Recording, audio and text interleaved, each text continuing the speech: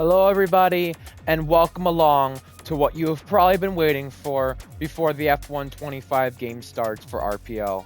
This is the F124 awards for RPL.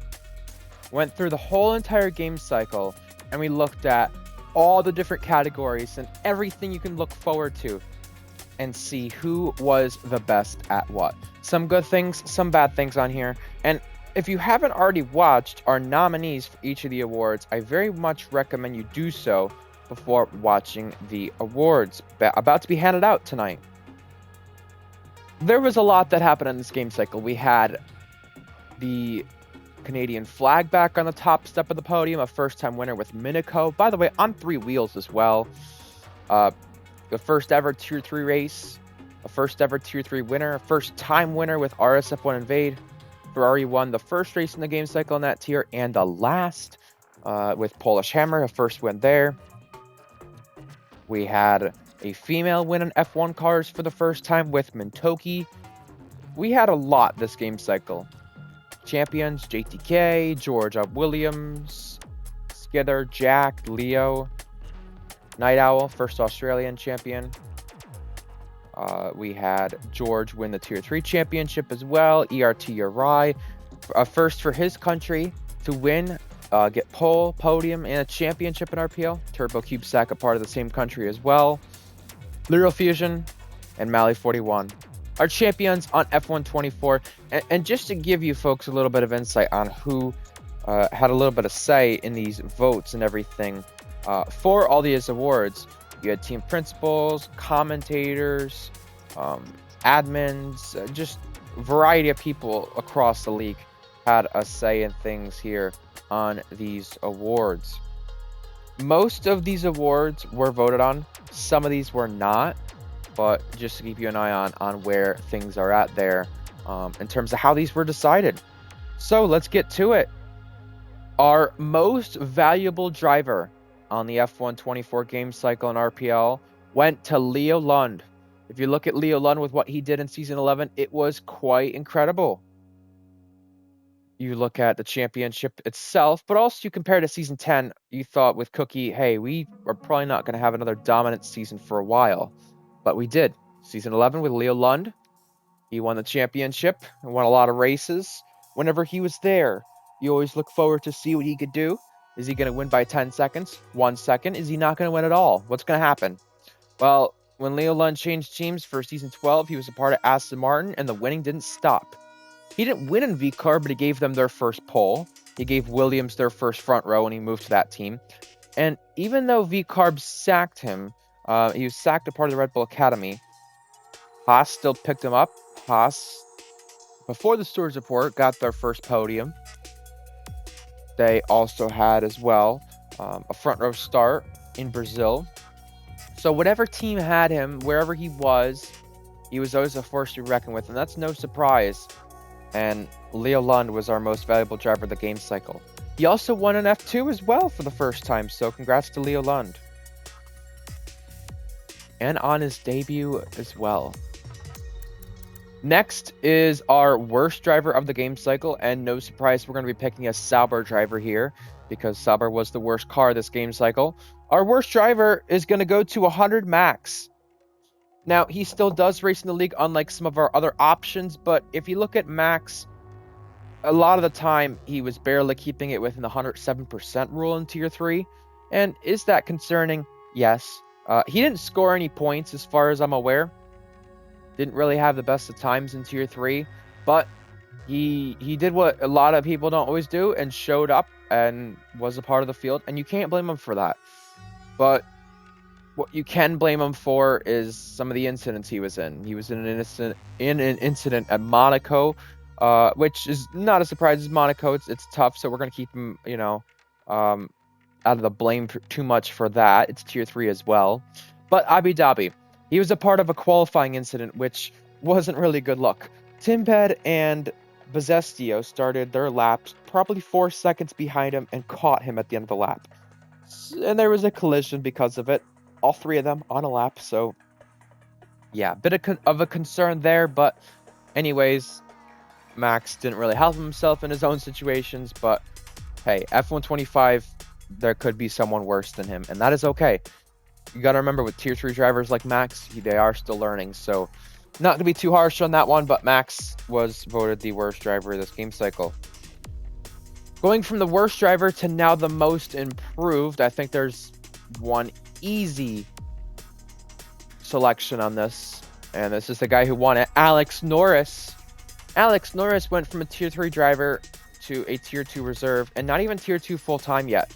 He went straight to tier 1 right after. That is how much he improved. If you look at where he was last game, he was at the back of the field in tier 2, and you got to remember, we only had 2 tiers on F123. Alex was not getting podiums yet in tier 3. He always got 4th place finishes quite often. Then finally broke out with that V-Carb win that he got, and then went full-time in tier 3 with Ferrari. Didn't win the championship there, but he ended up moving up to tier 1 after his pole with Haas, and he is just shy of a tier 1 podium. It's crazy the improvement this guy has made. The only other driver that is on this list that could have probably made the improvement that Alex did was Shorts, but it's quite amazing to see what Alex Norris has done in a short span of time. Next on our list is the biggest fall off, and this one is a bit tough because you look at Luke Grange, our previous league owner and best driver in RPL statistically. He won a race last game. He didn't win a race this game, so you got to think, all right, he might be the option.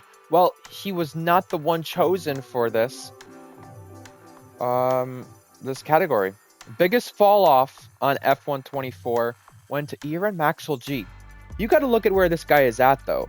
He's going to tier 2 to start F125, and that is very surprising. He didn't really want to do so at first in the way it sounded, but Maxwell only scored 1 points finish this game cycle, and that was on Monza in Season 11. Not a lot of corners around that racetrack, a lot of straights. You know, a crazy race that was too. A varying strategy one with the safety car early on did help Maxwell out. But besides that, Maxwell didn't have the best of times when you looked at this game cycle. You look at Vegas, though, a track with a lot of straights, not too many corners. Maxwell was lapping probably similar to what the tier 3 guys were doing at the end of the game cycle. It was just not really good at all for Maxwell. And yes, I know it didn't help that he had the worst car, but this is a driver back in Season 5 of RPL. Actually, you look at Season 1, for example, he won on his debut, and he was the one, similar to Zetex, putting the fight to Luke Grange in his dominant days of RPL back in Season 3 and Season 4. But Season 5, he was Luke Grange's teammate, and he did win some races back then. His last win comes from Season 7 when he was teammates with TB at Ferrari. Again, not the fastest car in F122 particularly, but close enough to it. And now he's failing to even score a point in even the most chaotic races. That was a bit of a surprise, but biggest fall off, quite an easy choice when you look at everything surrounding it. Now we're going to go to the biggest surprise, and that is HSR Gecko. Last game, he was winning in Tier 2, and he moved back up to Tier 1, and didn't win there, but was back on the podium. Got back to a pole position. Now, this was more of a common theme for Gecko. This was his game cycle. You look at the start of the game cycle. How did he not win? Well, the answer was Leo Lund. However, for Gecko, he returned to the top step. He raced in F2 and was quite successful there in terms of pace, just not the results. And even here, back on pole position numerous times. We thought that he was the driver who could have gave Red Bull their 100th pole in RPL F1.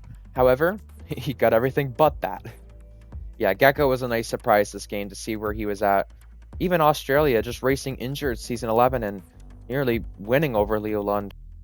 Our most overrated driver this game went to Paulo God. You know, being a good friend of his and being someone who's watched him come through the ranks and win before in RPL whenever it was the F1 2021 days. I hate to do this in terms of saying it, but it's true. Paulo God was the most overrated driver this game cycle. If you look at what he was doing in the Haas, in the Sauber, in the cars that weren't as competitive, it was great. And it was very nice to see. He could outperform a bad car.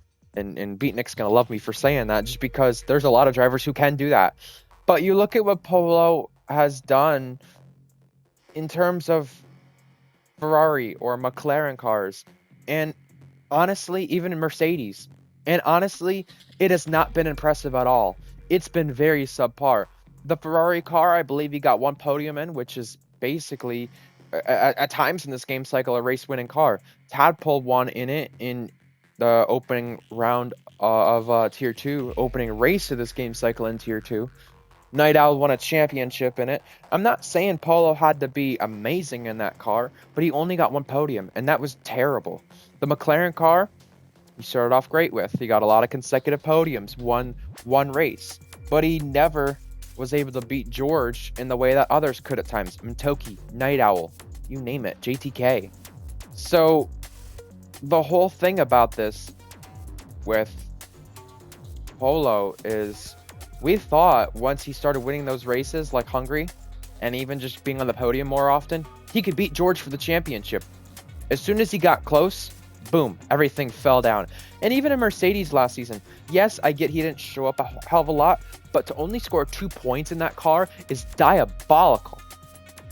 I mean, I don't need to keep going on about this, but just Polo was rated higher than he should have been. And that sucks, but that's just how this world works sometimes, and it was quite cruel.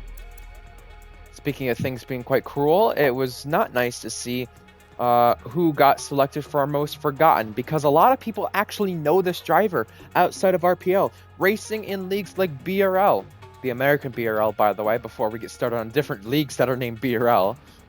B-Dunk, he was the most forgotten driver on the RPL F1 24 game cycle, and you're probably wondering, why? People know him in other leagues. Well, the reason is, he raced one race and then disappeared out of nowhere. He actually left the server not long ago, but you know, there's not everybody in the world who's going to know the American driver who raced for McLaren in Silverstone, season 11, round 10.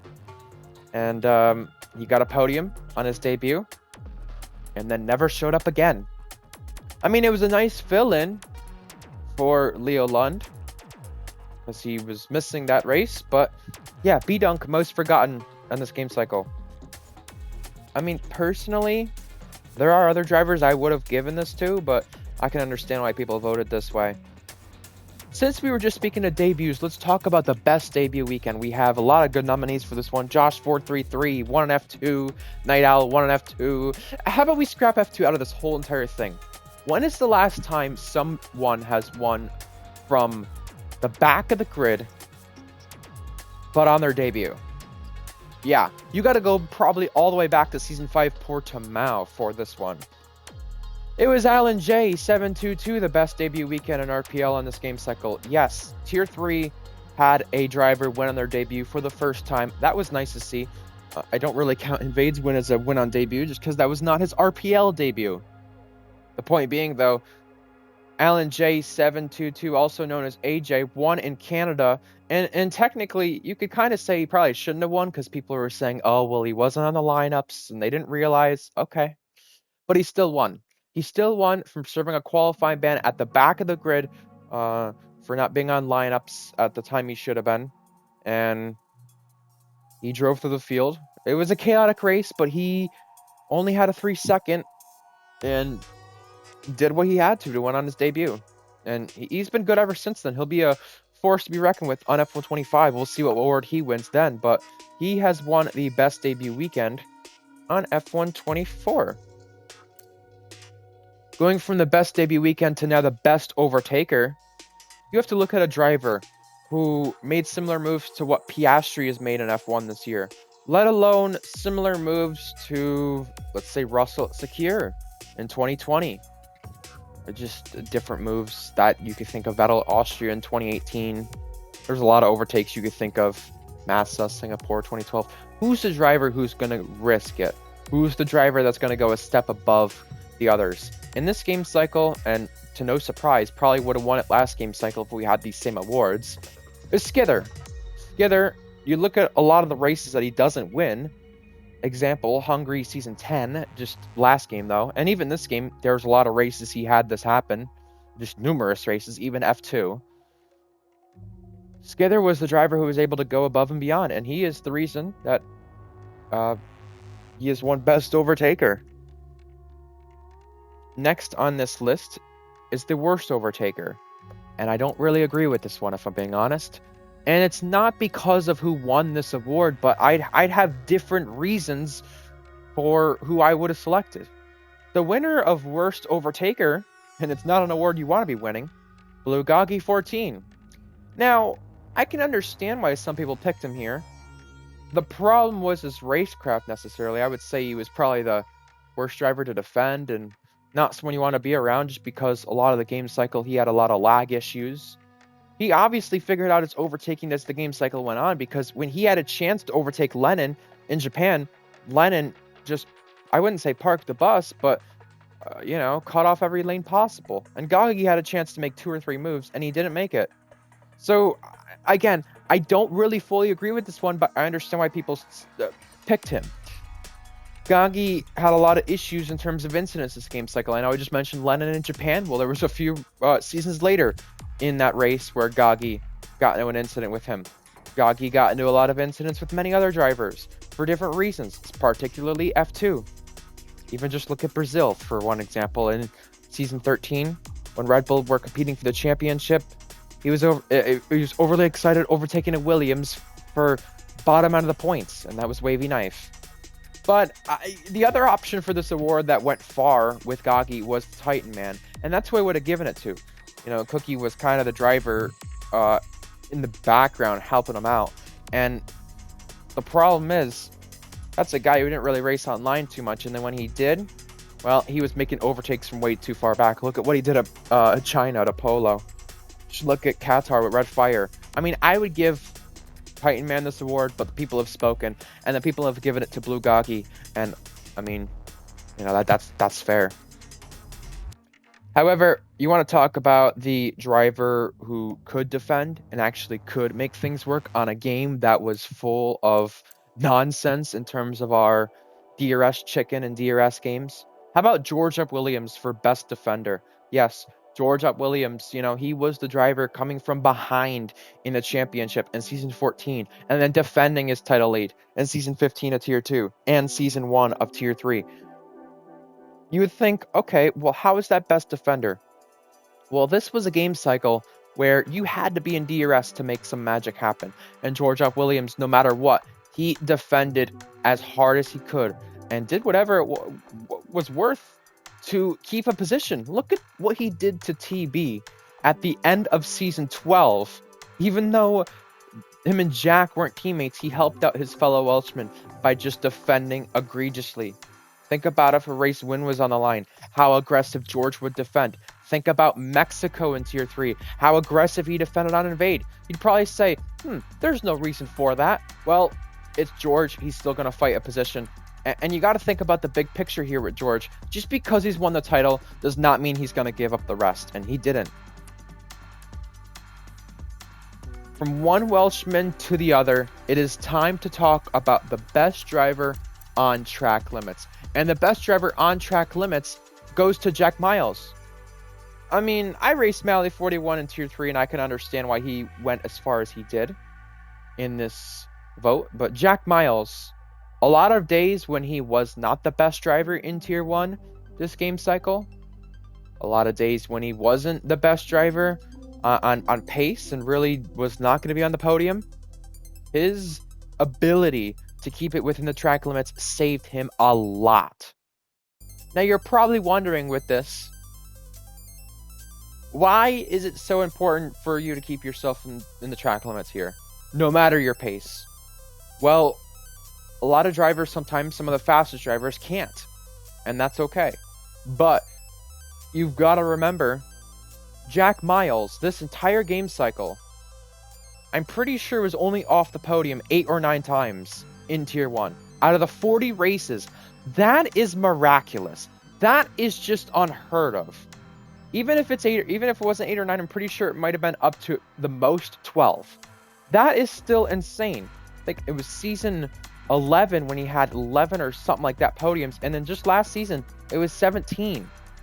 So, Jack Miles not only helped himself for podiums, but he helped himself for race wins. Look at what he did in F2 as well. Very crucial to keep it within the track limits, and it was very rare to see Jack Miles' name in the penalty box. But a driver it was easy to see in the penalty box was RSF1 Invade. Look, Red Fire was the other one who went as far as Invade did on this list of worst on track limits. Yes, Red Fire got disqualified from a race in Tier 1 for track limits, and that was Imola. That same track in Tier 2, when he was battling for the title, he got a lot of penalties and lost a few positions, but not too many. However, the one big thing for Red Fire compared to Invade is Red Fire didn't lose 4 races by winning on track and having a penalty. Yeah, Invade this game cycle went in winning contention, specifically Season 2, Tier 3, when he didn't win a race then.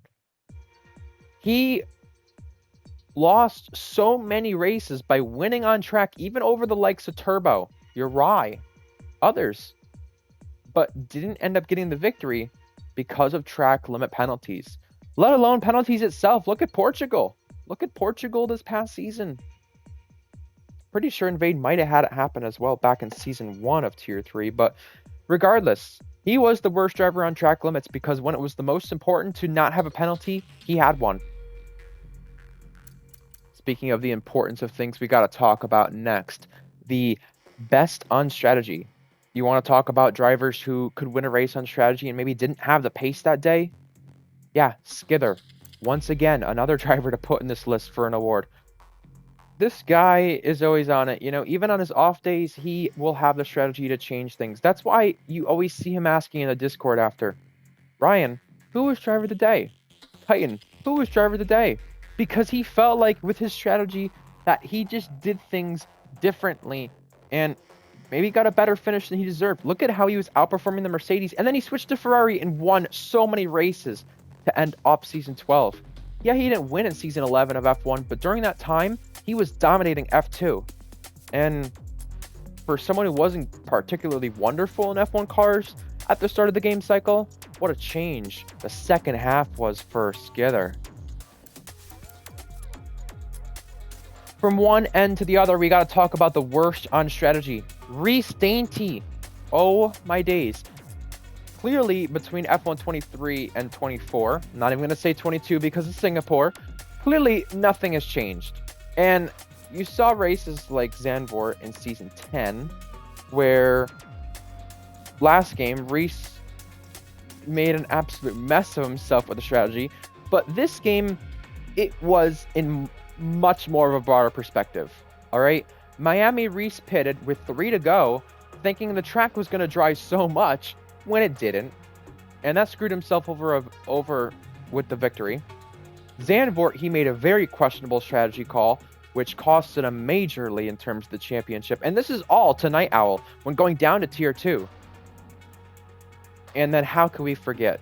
Probably the worst of them all, the second Tier 1 race in this game cycle, racing Leo Lund, mind you, for the victory. Reese Dainty thought it was a full safety car when Minako went in the air. It was a VSC actually, and Reese pitted. And I think only finished 10th. But still, that was just awful. And Reese has had his brighter days, but those were days that were not. We're going to go through the driver now who was most under the radar on the F1 24 game cycle. And this is a driver who really didn't get overrated or underrated too much, I guess. He was just right in the middle, and no matter what he was doing, he wasn't forgotten about, but he was always just right there. And that is the Italian of PGR Andrea. You know, with Andrea, it's a bit weird because Alpine, they just sneak into Q3 with him. Nothing was said sometimes. He would just be in the points more often, which was very good because if you look at what he was doing in Season 10, it wasn't great after his debut. A lot of bad luck, and he had a lot of bad luck to start this game cycle. I remember Saudi Arabia spinning around in front of the field with Tadpole, I'm pretty sure it was, or maybe that was Lewis Piper. But regardless, Andrea, even in that race, even if it wasn't him, he had a lot of bad luck in Jeddah to start the game cycle, and he had a lot of bad luck in other races. Now you fast forward to Monza that season, P4, home race, very good. And then later on in season 12, we had more of those points finishes from Andrea. So he stepped it up, and he's going to be here for a while, it seems. So may as well embrace one of the Italian drivers here, ready to dice it up in RPL. When we go from the most under the radar to unluckiest driver, you've got to think about, in this sense, this was probably one of the toughest choices for who got what. But for most unluckiest driver, you have to think about all the perspectives here. Okay, how was this driver unlucky? How did he not do whatever was expected of him? Now I'm going to go over 3 other names that were involved in this list for the winner here that did not get it. Polish Hammer, which he was very unlucky. It took him a while to win a race. Lag outs, crash outs, everything. Minico. Minico had a lot of unluckiness, but some of it you can pan on him. Look at Vegas with this game cycle. Look at Jeddah. I mean, yes, Minico was unlucky, but some of it you can pan on him. And Mintoki. Mintoki had a lot of unlucky moments, but she still managed to win a race. You know who had a lot of unlucky moments, but still did not manage to win a race? Timbed. Timbed listed the most unluckiest driver this game cycle. Yes, that's right. Timbed racing for Mercedes first. Well, if you want to go technical here, on his debut in Miami in Season 2 of Tier 3. Racing for Aston Martin first. Then Mercedes. Then McLaren. Didn't win a race. But you want to know, he's nearly in the double digits on podiums and still has not had a race win. It's amazing to think about that from the German driver, especially because he has been in winning contention a lot. Sometimes there's just been drivers that are better than him. He may have the pace, but even when he's not had the pace, he'll finish on the podium. But when he does have the pace, he'll get into an incident, whatever. But he missed out on the Monaco Grand Prix victory in Tier 3 by 52 thousandths. You look back at Canada, his race was not going well then. You look at Imola. You look at a lot of races when he was in the McLaren, the fastest car. McLaren, by the way, just to put things into perspective here, at the end of the game cycle in the final seasons of Tier 2 and Tier 3, he didn't win a race. Or, well, not he didn't win a race. McLaren, the team, didn't win a race. And for good measure, he didn't win a race. That's what I was trying to say. But I think you get the point with Timbed here, though. Still has yet to win a race. So, is it fair to vote him unluckiest? Probably. Now, we're going to talk about the driver who maybe got the luckiest of them all. It's not to say that he didn't deserve anything he got. Clearly, in racing, when you have things go right and when you do have good things to come to you, you need luck. And you know who had probably the most luck of them all? Mally41. Yeah, I was racing him in Tier 3, and I probably could say a lot of good things about him. But I could say good things about a lot of people. I could say bad things about a lot of people.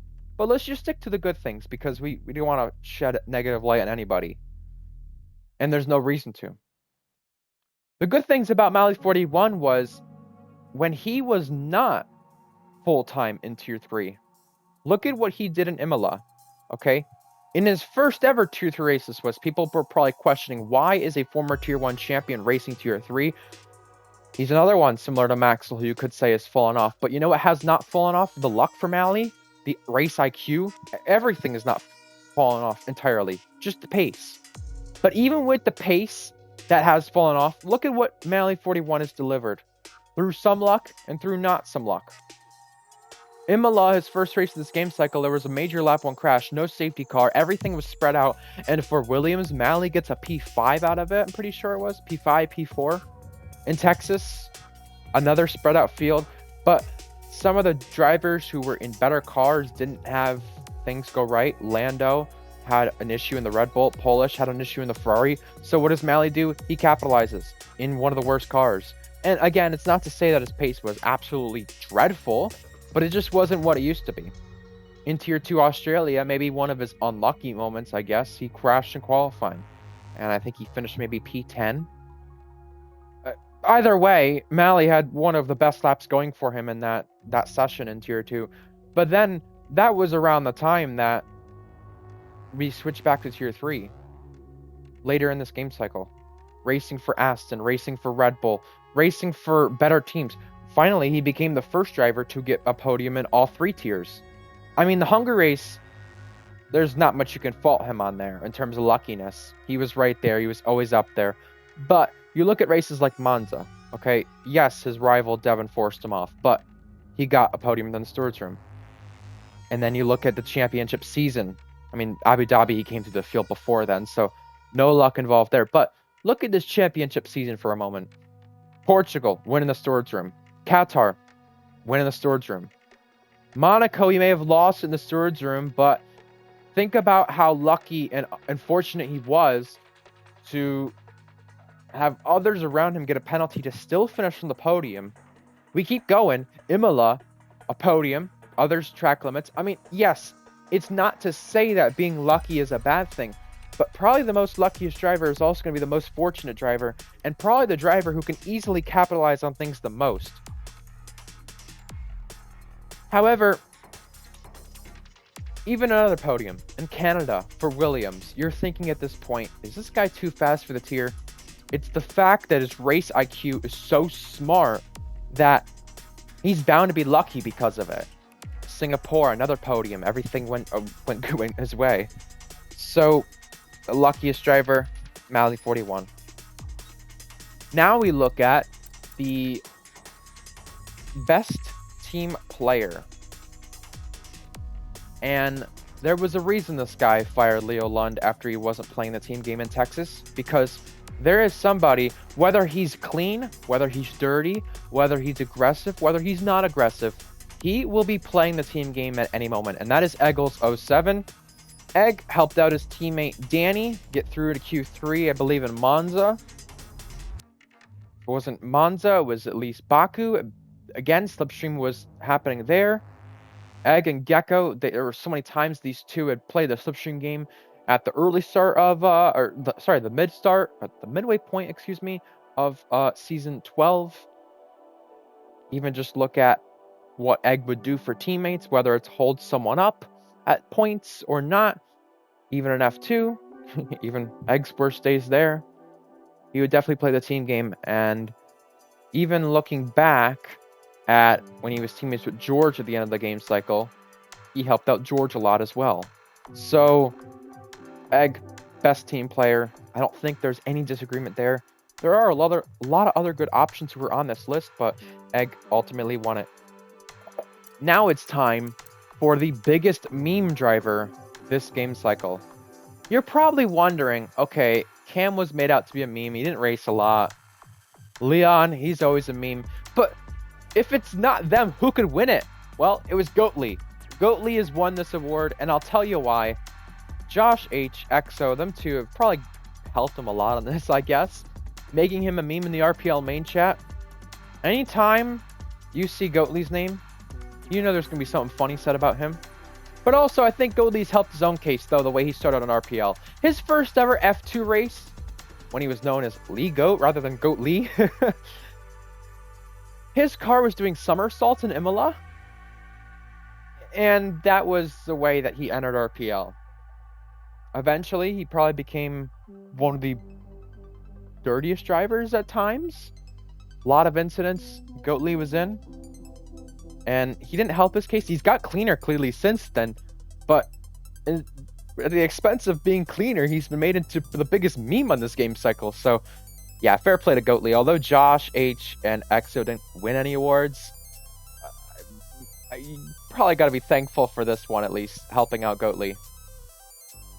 Now, when we talk about drivers who may not be as fast, may not accomplish a lot, you got to think about a driver who isn't as fast and maybe needs a little bit of help in terms of his abilities on the racetrack. And I'm looking at RPL Titan Iron here for this next one. This is the driver who has won the biggest DEI hire. Now, you're probably wondering, what does that mean? Why is this an award? Well, DEI stands for diversity, equity, and inclusion. I almost said inclusion, but that's not a word. The point with Titan is that there were a lot of times after reversing the qualifying order for the sprint race, he would start on pole, and you've got to think to yourself, is Titan going to get a podium this game again like he did last game?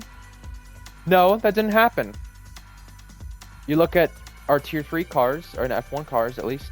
He raced for Alpine, I think every single time, because he was the co-TP there. He got 1 or 2 points finishes here and there, and I guess that's what that car is meant to do. But in a tier that ends up being chaotic as it is, you'd think there maybe be more. So you're looking at a driver that is there for those 3 specific reasons, DEI. And, you know, Titan may be one of the faces known for commentary, but when you look at him on the circuit, he's not known for a lot. And you think of a driver who gets included for many different reasons, not just because of being in the co-TP, but, you know, he's one of the older figures in this league. And you look at all the broader perspectives of Titan, and you think that is somebody, if you're going to have him reserve, they're looked at as a quote-unquote DEI hire. And obviously some people will think, whoa, that's disrespectful to Titan. But Titan has put his focus on being the co-TP of teams, even TP of teams before, and only reserving when he can. I mean, he's kind of made F2 his hobby of RPL, I guess, but F2, not really a thing anymore. And maybe it could be next game, who knows? But even when Titan has been up there in F2, this game, he's not done anything relevant with it, just to put the plain old truth out there. And that's okay. Maybe that changes on F125. But yeah, Titan is more known for his commentary rather than his racing. Speaking of racing, we gotta go racing and talk about Racecraft. Who had the biggest Racecraft change this game cycle? It was Florian Fenzelter. He won for the first time in Tier 1, well deserved there. Got pole for the first time and ×2 in Tier 1. Specifically, pole and win at his 2 home Grand Prix. That was impressive. However, with Florian, you've got to think about back of the grid to a podium in an Aston Martin at Zandvoort in Season 11. I mean, where did this guy come from? He got an incident with Leo in Monza, and I know he had some incidents to start Season 12, but they were, except for Monza in Season 11, they were all very minor incidents. You look at what Florian had happen last game cycle in Austria, you gotta be thinking to yourself, how's this guy not banned? Well, some people always get the second chance.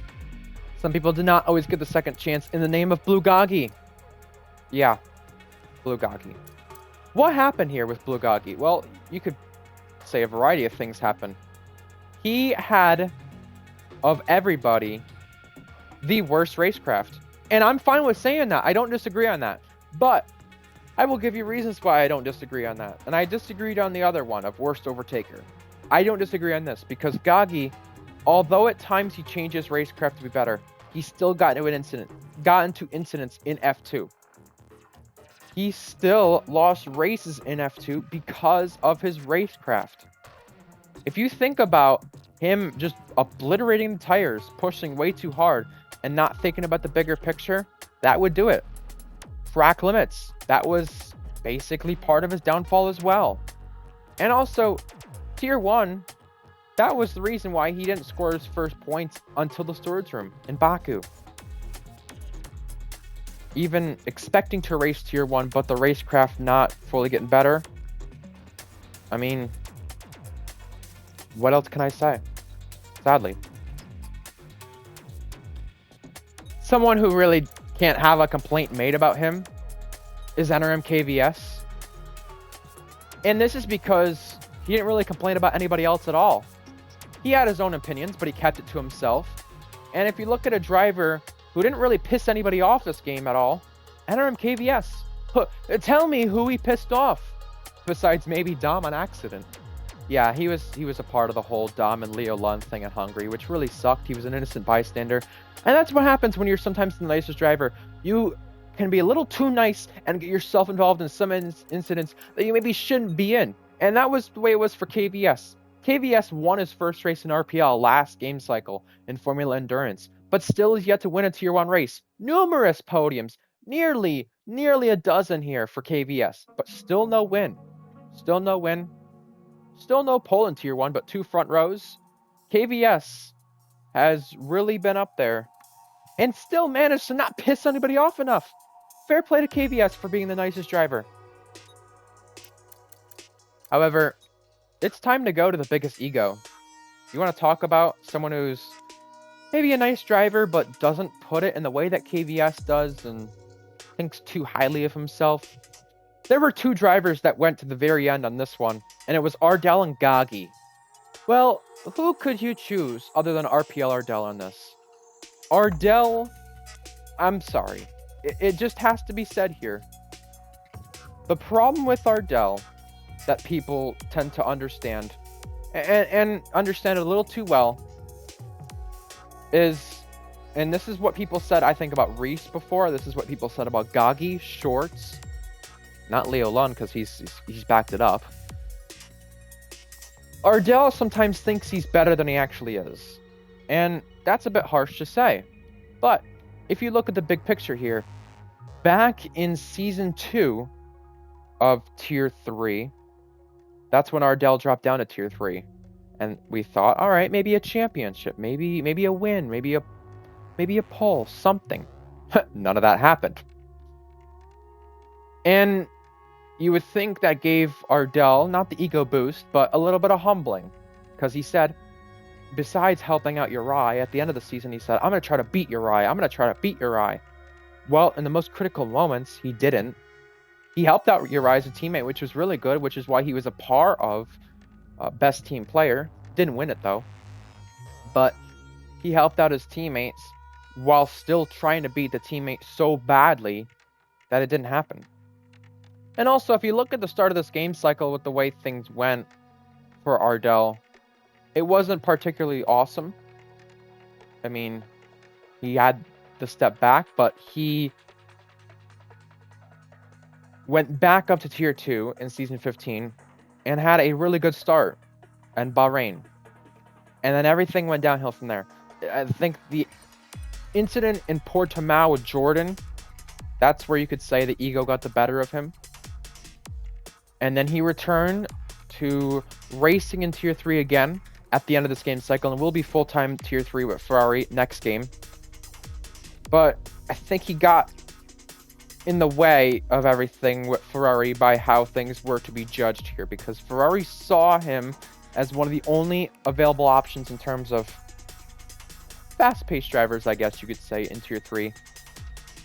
And Ferrari realized probably after this moment in Imola, they made a mistake.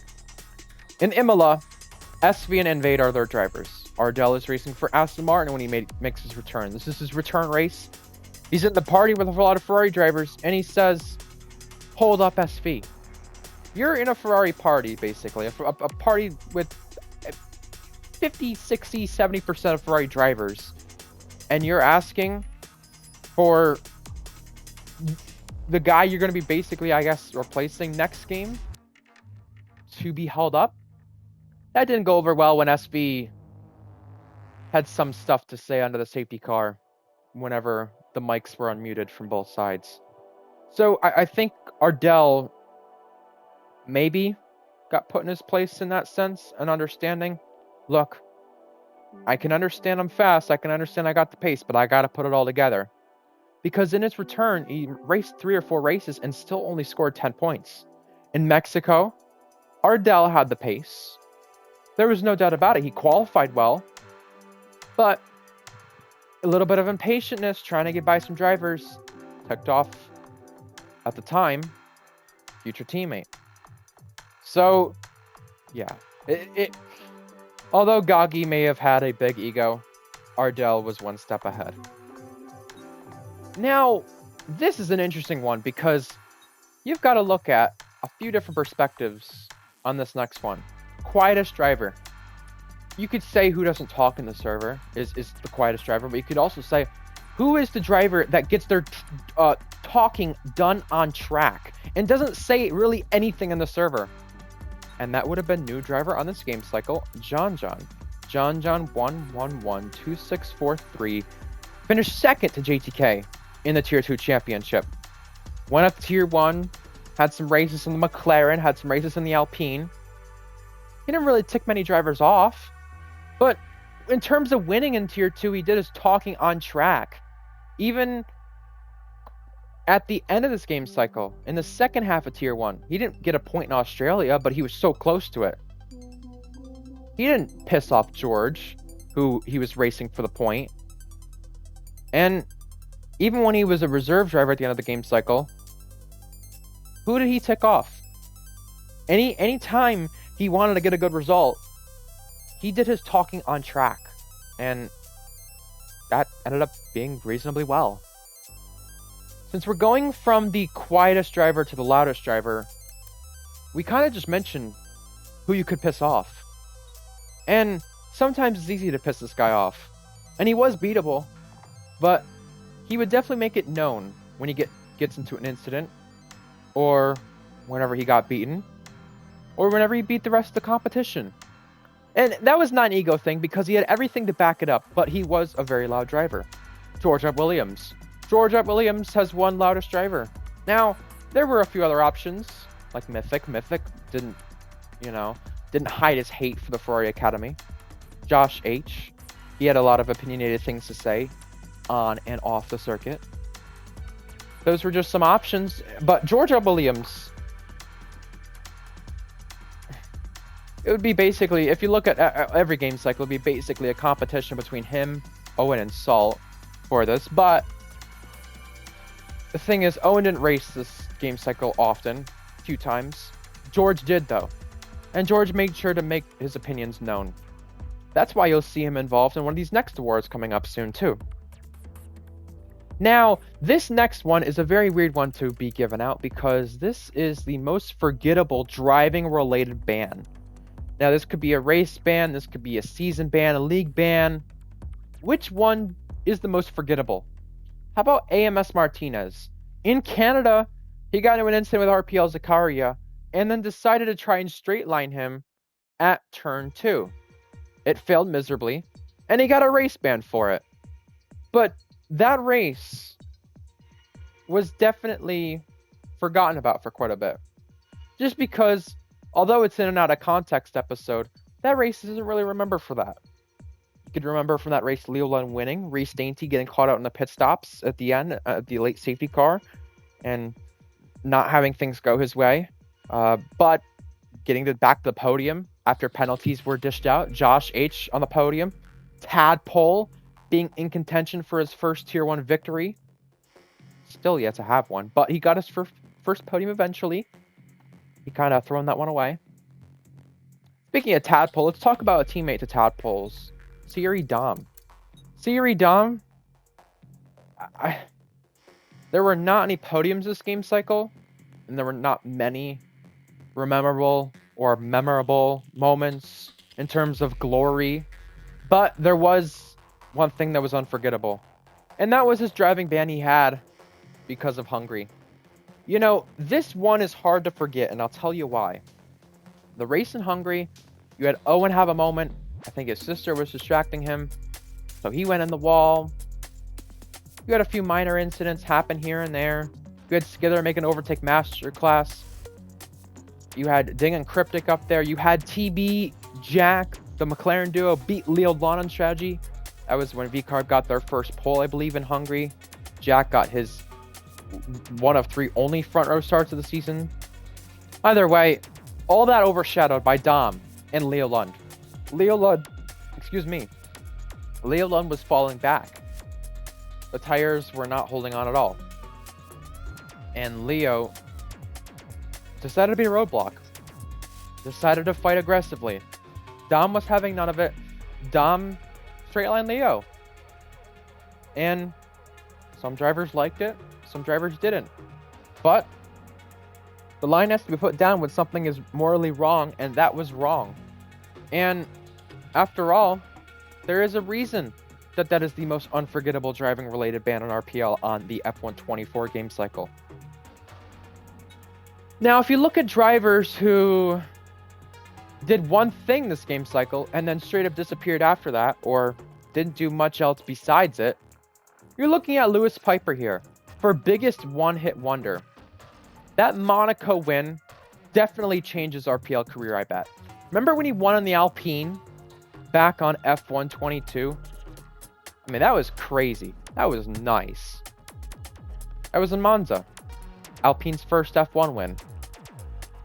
He eventually backed it up by getting a McLaren podium on F123.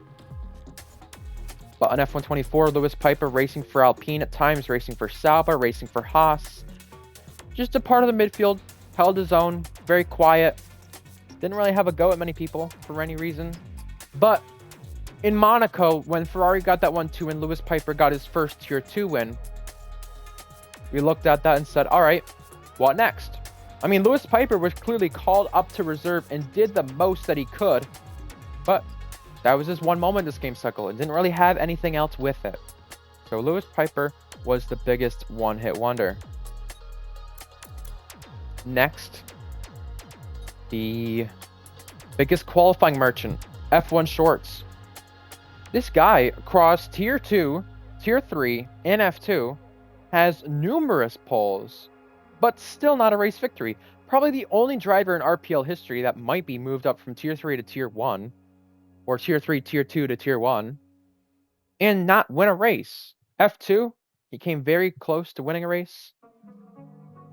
Tier 3, he had his moments, but didn't win a race. Tier 2 probably had one or two good shots and didn't. And Tier 1, he's finally there. And, well, maybe there's a good chance this game cycle if he gets the right opportunity while reserving in the McLaren. If he's loaned out there. Because Red Bull, the team he's a part of now as a reserve, is he really going to get the shot to win a race in Tier 1 through Red Bull? I mean, considering he's a reserve, he can be loaned out, so no complaints there. But Shorts' qualifying pace to his race pace, it was entirely different. It was basically looking at Cryptic back in the day from 22, 23, and saying, all right, there's all these poles, but where's all these race wins? And that's not anything against Cryptic, but that's the fact that Shorts could always manage to put one lap down, similar to how Cryptic could, but then when it came to the race, it wasn't always there. And it did change throughout Tier 1 when he moved up there. You look at Tier 2 and the pace difference. He had pole and Baku by 9/10. And you think to yourself, okay, where's the race win here? Even if it's just a sprint. It didn't happen. So, yeah. Shorts, biggest qualifying merchant. Next up, biggest race merchant, it was Jack Miles. Jack Miles in Tier 1 didn't have a pole this game cycle, let alone this season when he won the championship, and also got 17 podiums of the 20 races.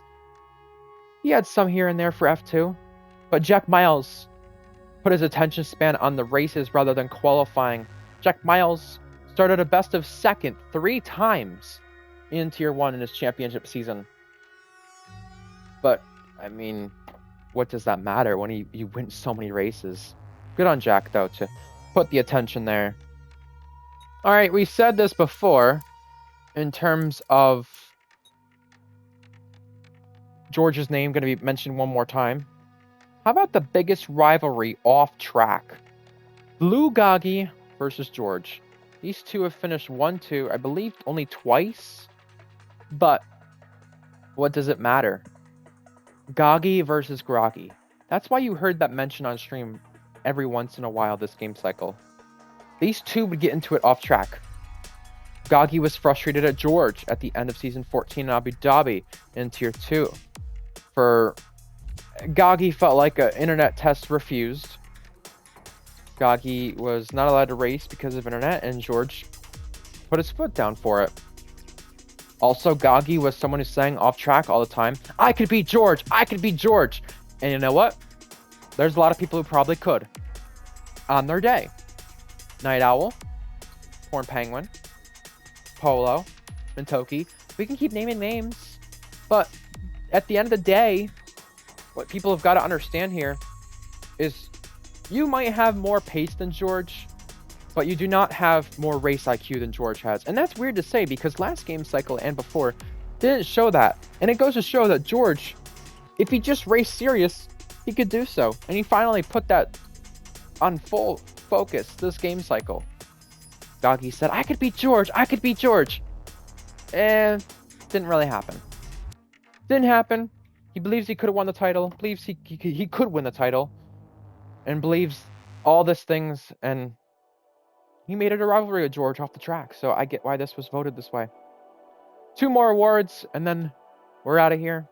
The biggest rivalry on track. And that was Leo Lund versus Jack Miles. There's 2 other options I would have voted over this one, but this is the league owner versus what at the time the league's fastest driver. These 2 were teammates in season 11, and then they became enemies, I guess you could say. Anytime you saw these 2 on track, when Jack was in the McLaren and Leo was either in the Williams or in the V-Carb or in the Haas, these 2 would clash, and that would be no surprise. It started in Australia, really. That's where it started. Qualifying incident there. Maybe some retaliation, I don't know. But either way, it was a disaster when these 2 met on track. These 2 got into it. Penalties handed out to Jack at times. Penalties handed out to Leo most of the time. Just didn't go their way. They couldn't meet on track, no matter the circumstances. And lastly, one more award. We're now looking at the Best Academy Manager. The options, like you look at Invade, you look at Hunted, Egg, Netsky. Well, there's really maybe 2-3 options for this, but there's really one obvious answer and one person we gave it to. And that was Netsky. Netsky earned this award. At the start of this game cycle, we didn't even know who he was. Season 2 at Tier 3, made his debut for Williams, got a P4. Nice job. What did he do on track after that? Not a whole lot. I mean, he got a P2 in, I believe, Zandvoort, or it was P3. Goatley was P2, whatever. P2 in Bahrain after that. So 2 podiums to his name, excuse me. And we thought, okay, well, how could he boost his RPL career more? How could he do something different? And remember, this is Season 3 of Tier 3 that we're talking about with that Bahrain P2. So this is the second half of the game cycle. He changed things around drastically. After Hunted left the spot of Alpine Academy Manager / McLaren, Netsky took over eventually. And this was at the end of the game cycle. This academy was shutting down. So Netsky had to prove himself a lot and figure out, hey, what am I going to do? What is going to happen?